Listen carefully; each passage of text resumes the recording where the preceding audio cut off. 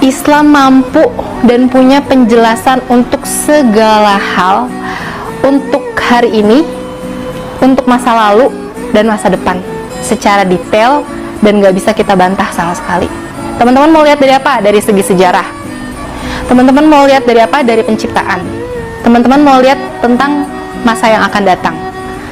Lebih baik teman-teman meyakini sekarang daripada teman-teman mengetahuinya nanti di masa depan dan teman-teman udah nggak bisa ngerubah kondisi teman-teman lagi karena teman-teman nggak punya pilihan.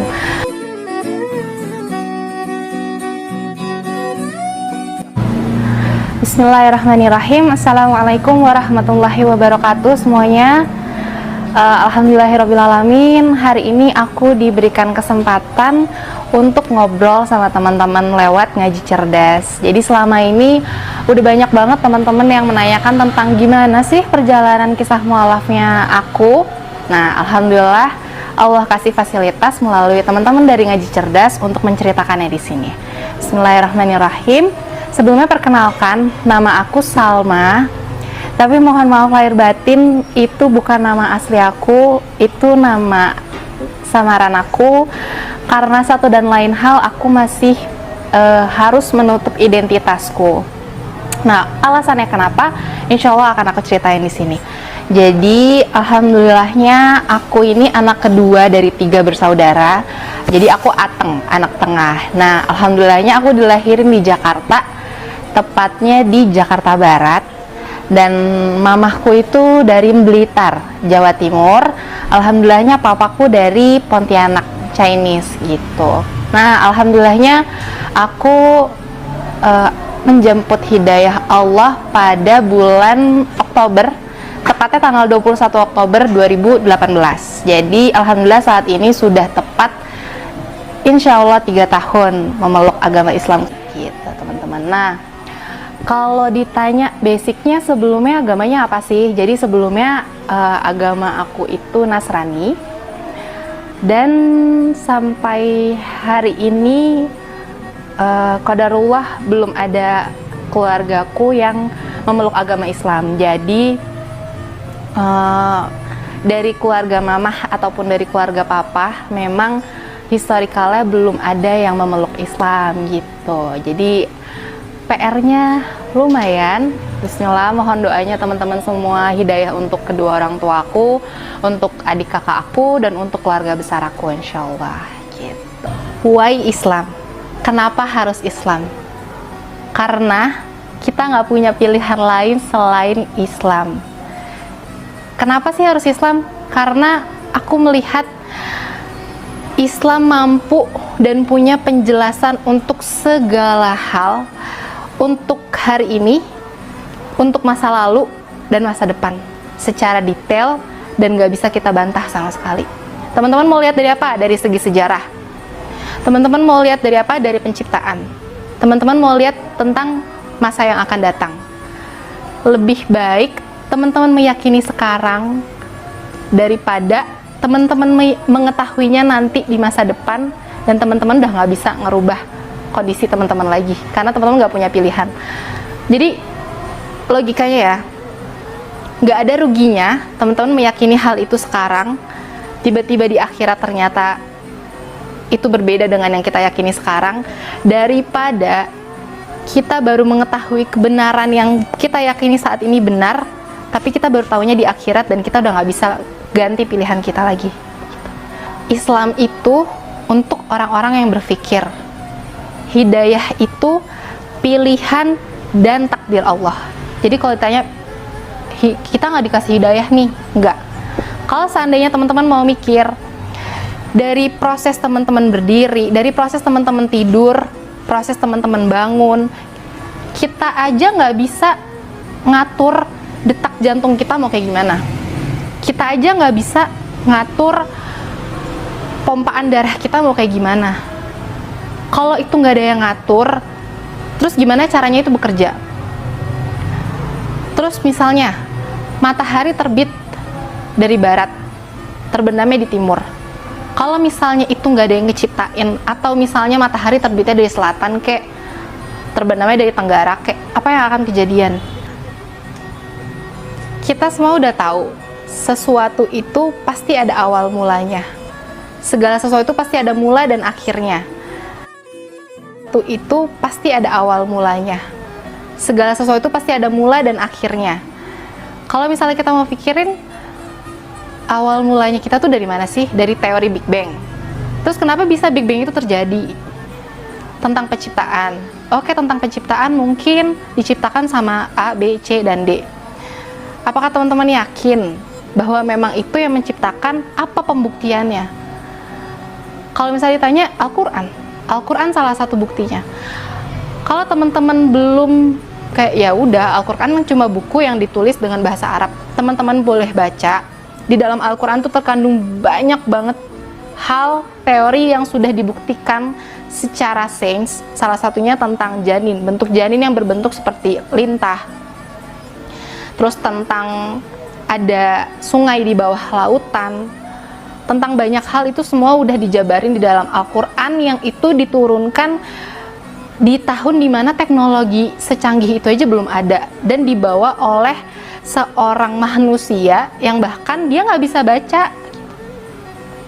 Emang di Arab ada lintah?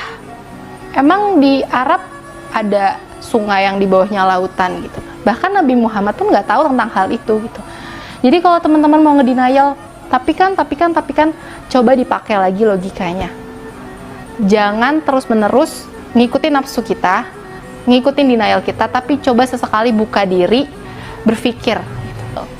Nah, terus kalau ditanya, kenapa bisa milih Islam sih? Gitu. Kenapa bisa berislam? Jadi cerita awalnya itu, aku SD itu TK dan SD itu di SDK BPK Penabur gitu ya teman-teman. Mungkin tahu Penabur itu sekolah swastanya Nasrani. Qadarullah SMP dan SMA aku masuk ke dalam sekolah negeri dikarenakan di area sekitar rumahku itu belum ada sekolah Nasrani yang SMP dan SMA gitu. Jadi aku dimasukin ke sekolah negeri tapi lokasinya deket banget dari rumah aku. Dari situlah aku mengenal wajah Islam. Dari situlah aku punya teman-teman yang beragama Muslim gitu. Dan hal pertama kali yang ternyata baru aku sadari saat ini adalah hidayah pertama yang paling pertama kali aku terima itu adalah hidayah berhijab. Jadi dari SMP itu aku suka banget yang namanya ngelihat perempuan pakai hijab. Dan aku tuh suka model-modelin hijab gitu. Jadi teman-teman aku yang namanya anak SMP pakai jilbab kan suka masih berantakan atau meleot-meleot gitu. Aku suka ngebenerin gitu. Dan lucunya lagi, jadi karena aku non muslim, aku nggak pakai kerudung, jadi aku pakai seragamnya lengan pendek. Kalau hari Jumat kita ada seragam baju muslim namanya, dan itu wajib kita gunain, jadi lengan panjang. Nah kalau hari Jumat itu aku suka minjem kerudungnya teman aku. Jadi teman aku perempuan yang muslim, aku pinjem jilbabnya, dia yang nggak pakai jilbab seharian gitu. Jadi sekolah tuh memang dari SMP aku udah senang pakai jilbab. Entah kenapa ya, itu ya qadarullah, itu hidayah pertama yang aku baru menyadari itu saat ini setelah berislam gitu. Terus berjalannya waktu SMA, SMP, kerja. Nah di dunia pekerjaan lah aku semakin mengenal yang namanya Islam. Sampai pada satu titik aku terlibat dalam diskusi tentang agama. Iming-imingnya diskusi, tapi berujung debat seperti biasa. Ya, seperti mayoritas orang lah, ketika membicarakan agama, kita meyakini apa yang kita yakini, dan lawan bicara kita juga meyakini apa yang kita yakini. Jadi kita debat. Dari situ, dari hasil perdebatan itulah aku mencari tahu Islam. Aku mencari tahu tentang sejarah Islam, aku mencari tahu tentang Nabi Muhammad ini siapa sih gitu. Karena jadi kita ada kayak matching-matchingan Nabi. Nabi Musa di kamu ada? Ada, di aku ada. Nabi Daud ada. Oh, kalau Nabi Sulaiman nggak ada. Kalau di aku Salomo, bukan Sulaiman gitu. Dirunut sampai berhenti di Nabi Isa versus Yesus. Nah, disitulah akhirnya mulai perdebatan ringan. Dan setelah Nabi Isa atau Yesus itu melanjut ke Nabi Muhammad, yang dimana kondisinya aku tidak mengenal sama sekali sosok Nabi Muhammad ini. Jadi dari situlah aku mencari tahu tentang Nabi Muhammad, aku mencari tahu tentang kisah para sahabat yang membersamai perjuangan Nabi Muhammad. Dari situ aku mencari tahu, terus qadarullahnya ini teman aku memperkenalkan aku dengan beberapa ustadz. Beberapa ustadz, ada ustadz yang dulunya Nasrani, akhirnya menjadi seorang muslim dan menjadi seorang pendakwah yang hebat, Masya Allah. Terus aku juga dikasih link YouTube-nya Ustadz Hanan Attaqi. Nah, alhamdulillah itulah titik balik aku mulai membuka diri aku terhadap Islam. Jadi aku nontonin YouTube-nya Ustadz Hanan Attaqi, kan itu aku lagi zaman-zamannya galau-galau anak muda gitu ya. Sedangkan Ustadz Hanan tuh kan kayak materinya tentang cinta-cintaan, gagal move on, udah putusin aja, nikah dan lain-lainnya. Nah, disitulah aku terpacu buat akhirnya aku nonton, terus kayak asik banget nih Ustadz kayak gini gitu. Dan materinya masuk ke aku, dan secara tidak sadar Ustadz Hanan berhasil menanamkan kecintaan aku dan kesadaran aku bahwa ternyata Allah itu sayang banget loh sama kita. Nabi Muhammad tuh semerindukan itu loh sama kita, umatnya yang gak pernah bertemu ataupun melihat dia sebelumnya. Dari situlah aku mulai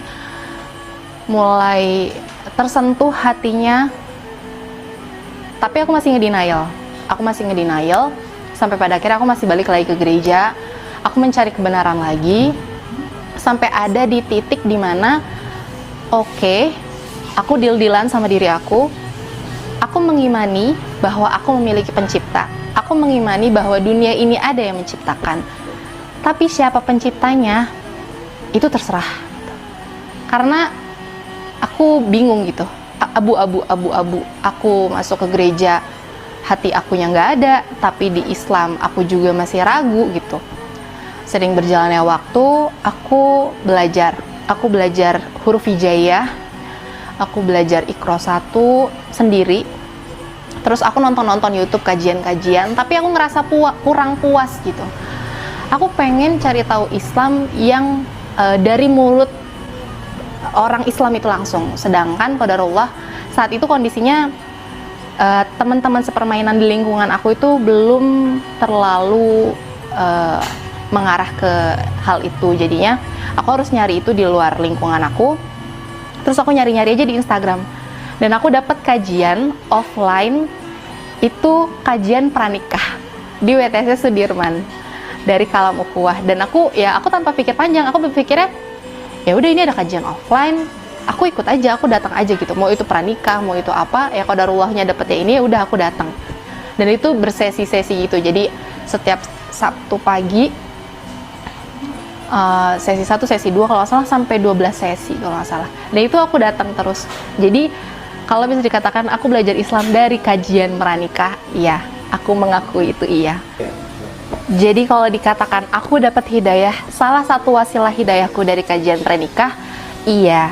Makanya teman-teman nih yang udah berislam, apalagi yang udah mau bersiap-siap untuk menikah, jangan pernah ragu untuk ikut kajian pranikah. Karena bahkan ada teman-teman kita yang belum muslim belajar Islam dari kajian pranikah gitu. Jadi jangan pernah menutup diri, pengen belajar Islam dari mana ya? Dari manapun.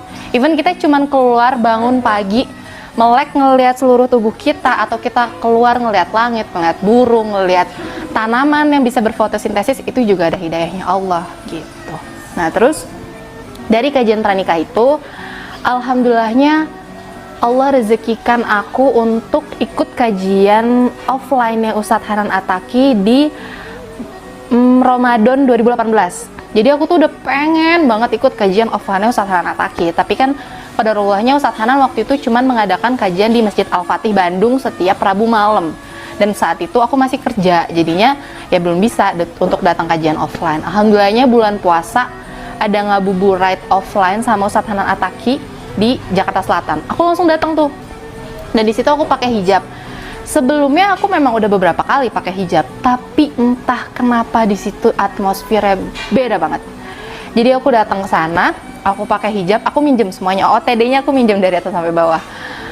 Aku pakai hijab, terus aku bawa mukena karena aku niatannya aku mau ikut raweh nih, aku pengen ikut sholat.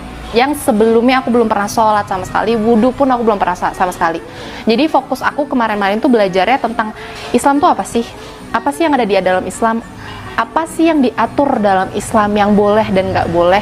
Terus Nabi Muhammad ini siapa sih? Gitu. Lebih ke gitu. Tapi kalau untuk puasa, zakat, haji, sholat itu aku belum belajar.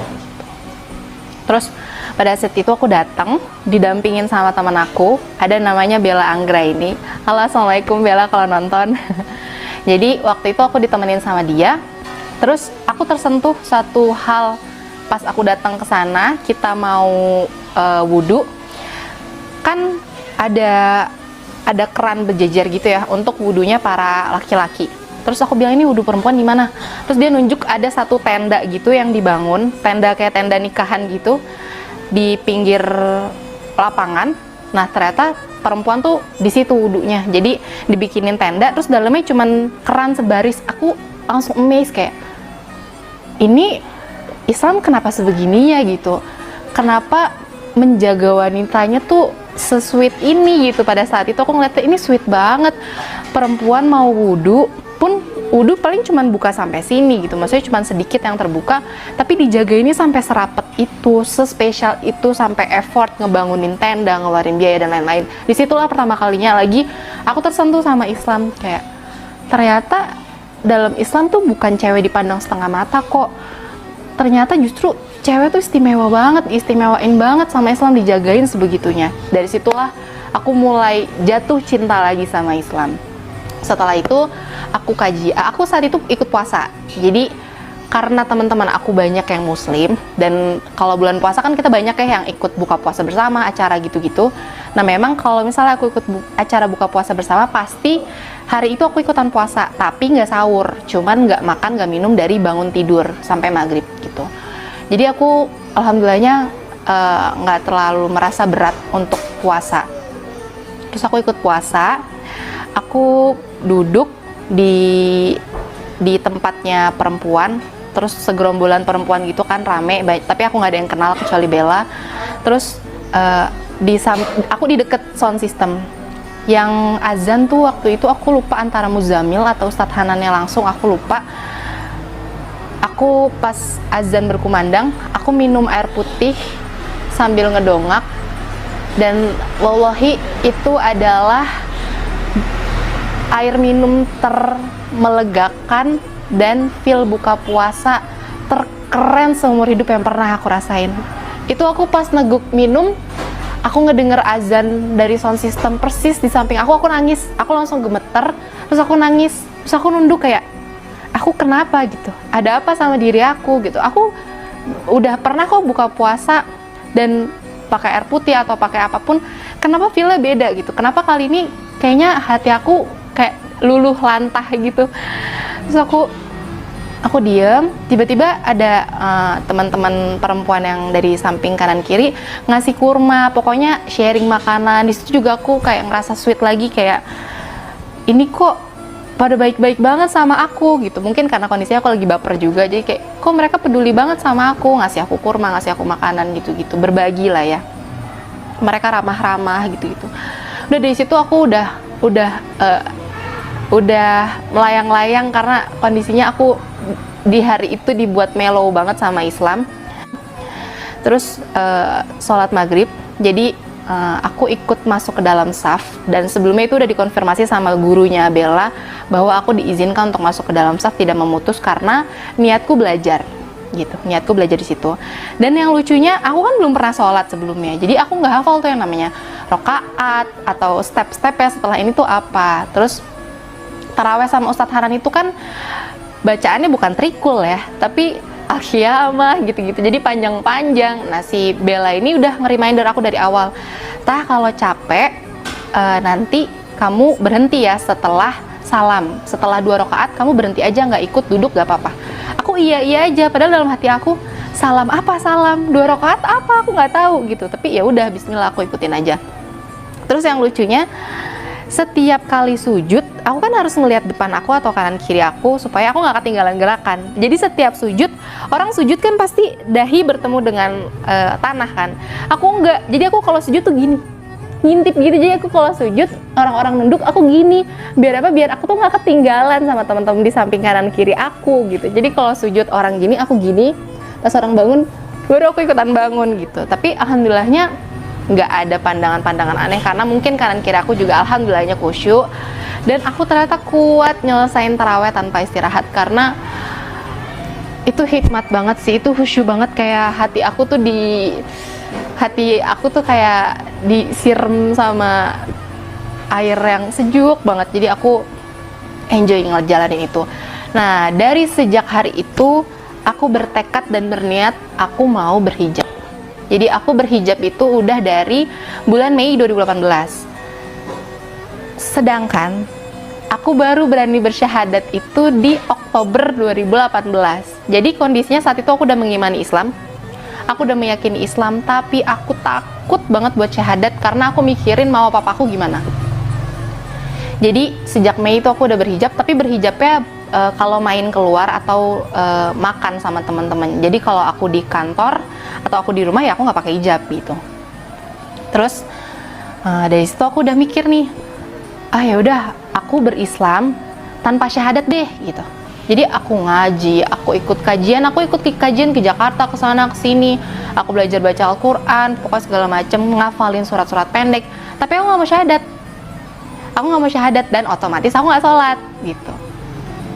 Aku ngejalanin itu beberapa bulan sampai pada akhirnya aku ikut kajian pranikah lagi di Sudirman itu. Aku lupa sesi keberapanya.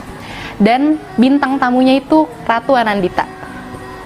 Qadarullah ya, hidayah ada di mana-mana, beneran. Tiba-tiba Kak Ratu Anandita bilang sama aku,